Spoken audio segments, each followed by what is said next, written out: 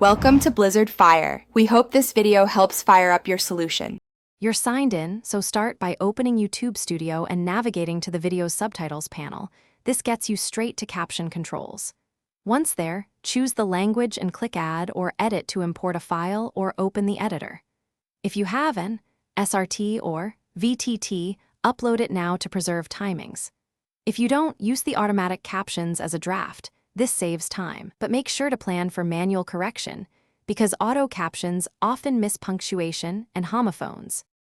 Now focus on the detailed edits. Play the video and pause frequently to refine start and end times so captions appear with the corresponding speech. Make the textual fixes, proper names, homophones, punctuation, and speaker changes, because accuracy improves search and comprehension. Use split and merge to keep each caption short. Aim for 2 to 3 lines and roughly 30 to 40 characters per line for readability. Once aligned, scrub through the full video to confirm no captions overlap or display too long. Finalize by saving and publishing your edited captions.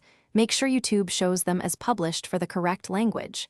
Then download a backup, SRT or VTT, to your computer so you can re-upload if needed.